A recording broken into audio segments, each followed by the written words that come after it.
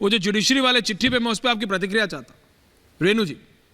Jasmine मैं आ रहा हूं। मेरे ख्याल में जिस तरह जी मेरे रेणु ख्याल जी। में जिस तरह से चीफ जस्टिस ने ये इलेक्टोरल बॉन्ड्स पे बहुत जी, जबरदस्त स्टैंड लिया, तो लगता है कि थोड़ी बौखलाहट बढ़ गई है बीजेपी में।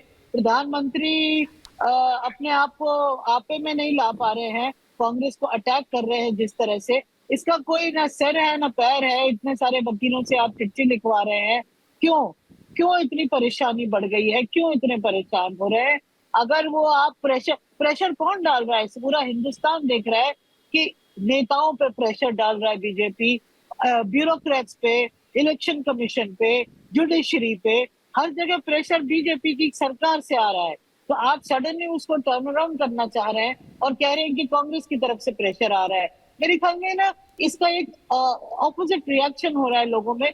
जिस तरह से केजरीवाल को अरेस्ट किया, जिस तरह से कांग्रेस की फंडिंग बंद की, लोग कह रहे हैं कि आप चुनाव लड़िए, आप चुनाव जीतिए। पर ये कोई तरीका नहीं है डेमोक्रेसी में कि दूसरे आदमी को पूरी तरह आप गैग कर दो। तो आपको अगर लड़ाई लड़नी है तो आप फेयर एंड स्क्वायर लड़िए। और बाकी अगर देश ये कह रहे हैं कि केजरीवाल का ट्रायल फ्री एंड फेयर होना चाहिए, तो उस एक कंसर्न है कि हिंदुस्तान एक बहुत पुरानी डेमोक्रेसी है और उसमें आप ये अटैक कर रहे हैं कि अमेरिका का भी वेस्टेड इंटरेस्ट है और बाकी देशों का भी है। ये मेरे ख्याल में एक बहुत ज्यादा एक दिखा रहा है कि अंदर से सब कुछ सही नहीं है, कि एक हड़बड़ाहट है, एक बौखलाहट है, एक परेशानी है। क्या वो 300, 400, 500 का जो नंबर दिया जा रहा है, क्या वो बीजेपी पार नहीं कर रही है?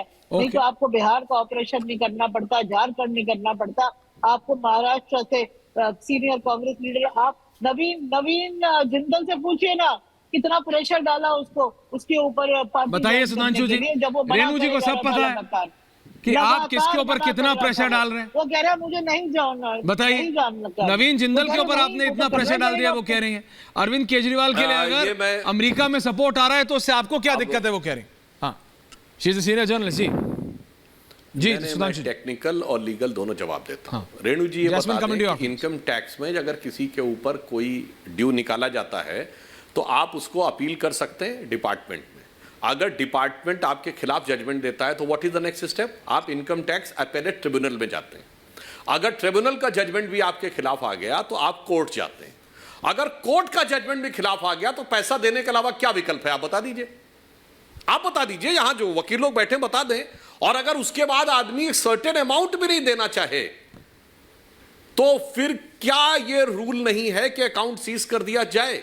यानी एक आम टैक्स पेयर अगर कोर्ट तक, पहले वो डिपार्टमेंट में हारेगा, फिर ट्रिब्यूनल में हारेगा, फिर कोर्ट में हारेगा और फिर कहेगा मैं 20% भी डिपॉजिट नहीं करूंगा, उसका तो अकाउंट सीज हो जाएगा। मगर कांग्रेस का नहीं होना चाहिए। कृपया हमारे वरिष्ठ लोग ये बता दें कि साहब ये फला रूल के तहत कांग्रेस का सीज नहीं होना चाहिए था मगर इन्होंने कर दिया, ये कोर्ट के निर्णय से हुआ, इसमें कोई भाजपा का कोई लेना देना नहीं। और मामला 2017-18 से था, इन्होंने रिस्पॉन्ड नहीं किया था 4 साल तक। मतलब कोई दूसरा व्यक्ति होता, आम आदमी, जो इनकम टैक्स के नोटिस को रिस्पॉन्ड ना करे तो वो एक ही साल में पता नहीं उसके ऊपर क्या हो गया होता। ये फैक्ट है। दूसरा, देखिए अमेरिका की जब बात आती है ऐश्वर्य जी, तो मुझे याद आता है, देखिए कितना अलग सोच है। ये वही लोग हैं जो 2018 में हाउडी मोदी पे कहते थे कि इस बात पे नाराज थे कि साहब भारत अमेरिका के चुनावों में हस्तक्षेप क्यों कर रहा है, इस पे तो दिल में दर्द था। और आज कितनी खुशी हो रही है कि अमेरिका भारत के चुनावों के बारे में टिप्पणी करे तो कितनी खुशी हो रही है। ये दोहरा चरित्र दिखता है। और आपने कहा बहुत सारी बातें, तो मैं जास्मीन जी से, पंकज जी से और रेणी मुत्तल जी से कहूंगा, बहुत सी अब पुरानी चीजें डिक्लासिफाइड हो चुकी हैं और देश के चुनावों को कैसे इन्फ्लुएंस किया जाता था हमारे जमाने में, पुराने कांग्रेस के जमाने में हमारे भारत के चुनावों को ये बातें बहुत पता हैं।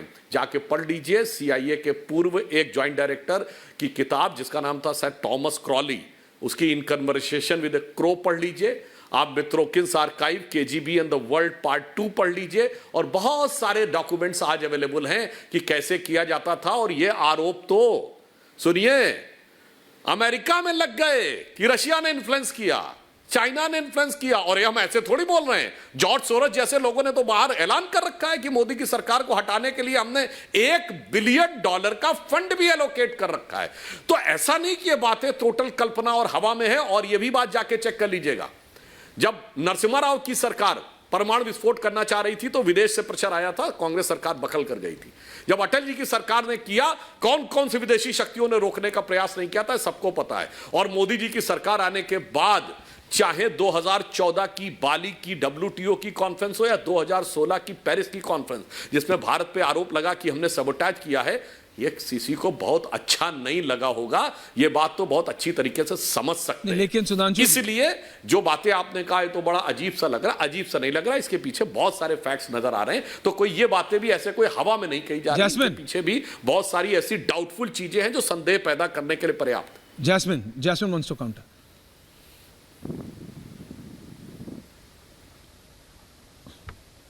ऐश्वर्या, मैं बस केवल इतना कहना चाहूँगा कि अगर कोई बाहर का देश हमारे देश के इंटरनल मैटर्स पे टिप्पणी देता है तो किसी को भी अच्छा नहीं लगता है, लेकिन ऐसा क्यों हो रहा है? मोदी जी ने देश की दुर्दशा क्यों ऐसी कर दी है कि जो हमारे फ्रेंडली स्टेट्स माने जाते हैं, अमेरिका के साथ तो आप गले में गले हाथ लगा के चलने वाले मोदी जी हैं, उनके कांग्रेस में जाते हैं और वहाँ पे एक जॉइंट सेशन को देते हैं और बोलते हैं कि भारत और यूएस के बीच में जितने रिलेशंस आज हैं वो कभी नहीं हुए।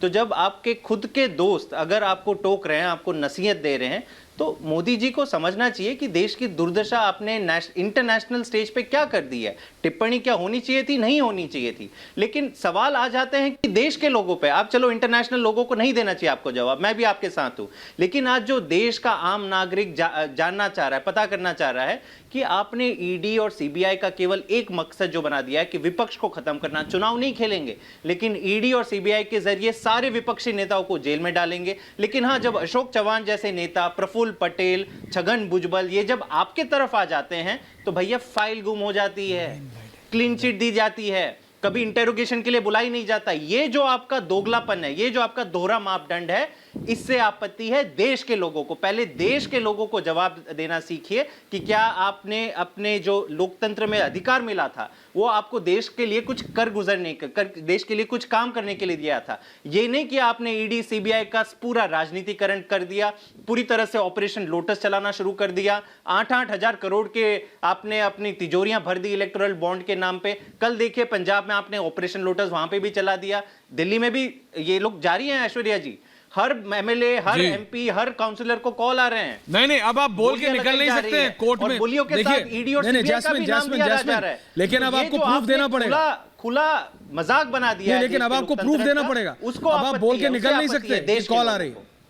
आपको पता है ना, कोर्ट ने रिप्रिमांड किया था। नहीं, मैं पूरा प्रूफ दूंगा। आपने अच्छा सवाल पूछा, आपने बहुत अच्छा सवाल पूछा। सवाल से नहीं फर्क पड़ता, प्रूफ क्या है? जब ये ऑपरेशन लोटस हुआ तब सुधांशु जी आ रहा हूं, रेणु जी आ रहा हूं, कुछ बोल रही हैं। हाँ, लेकिन जैस्मिन, क्या प्रूफ है आपके पास? पिछली बार भी आपने कहा था, आपने तो कहा था कि बीजेपी मनीष सिसोदिया को अपनी पार्टी में लाना चाहती है पंजाब में। बताइए।